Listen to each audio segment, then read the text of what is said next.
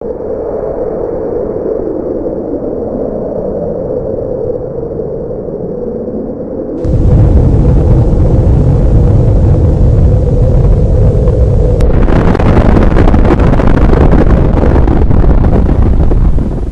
nuclear bombs exist?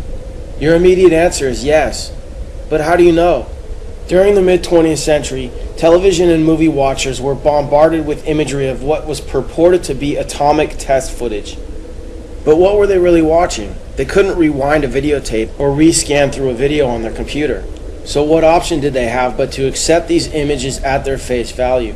Now we have opportunity to scrutinize these images to see if they hold up to analysis. Take a look at these trees. Now what was that? And who turned the camera? They're in awfully straight lines, aren't they? Now this must be a different blast because it's coming from a different direction. Wait, now they've put it back. But those are the same trees we saw in the first clip, aren't they? And now this. First they showed us these trees that they panned left on. Then they show us these trees that look like they should be next to a model train. Notice how straight the rows are. It looks artificial to me.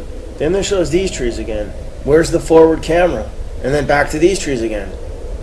And then they show us what looks to be a real forest that's been chopped down or torn down. Now take a look at this. It's footage of the first H-bomb test called Ivy Mike. Watch how it changes.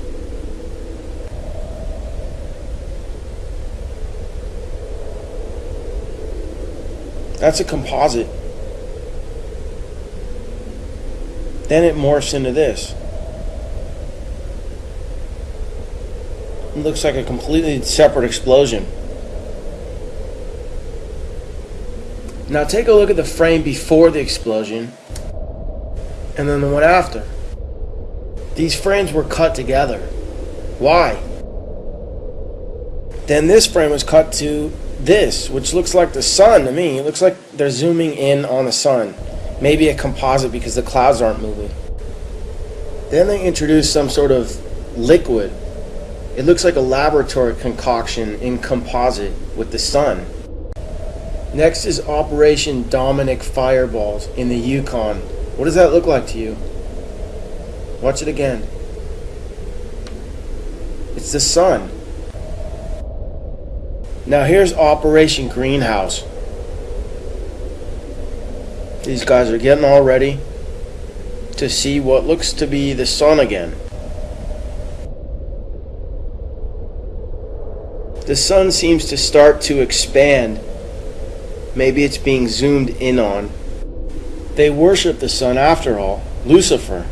So why wouldn't they use him as their greatest weapon?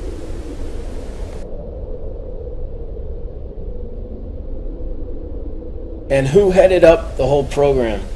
None other than J. Robert Oppenheimer of the Oppenheimer family, who is reputed to have been the original financiers who got the Rothschilds started in Frankfurt, Germany in the 18th century. You're thinking, what about Hiroshima? Is that Hiroshima?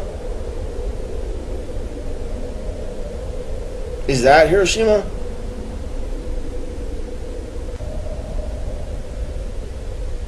That looks like Hiroshima, but it looks like it's been carpet bombed. Check out this image of Rotterdam. Was that a nuclear bomb? Now compare it to this image of Hiroshima. Actually, this isn't Hiroshima, it's Tokyo after firebombing in 1945. But this shot, for example, could easily be high-volume dynamite. And what are we looking at here?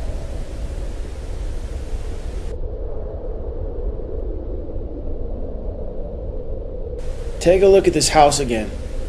Whatever was strong enough to blow it to smithereens wasn't strong enough to even shake the camera.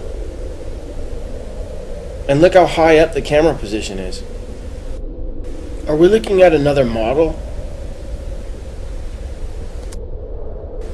Now look at this bus and this car. Whatever's blowing them up is not moving the camera.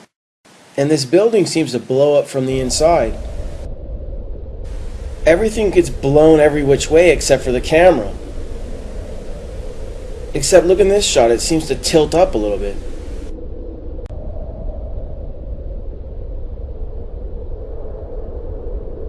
Now this is one of my favorites. Watch the two guys behind the glass. Who's filming them? Isn't he being exposed to all that rocket fuel?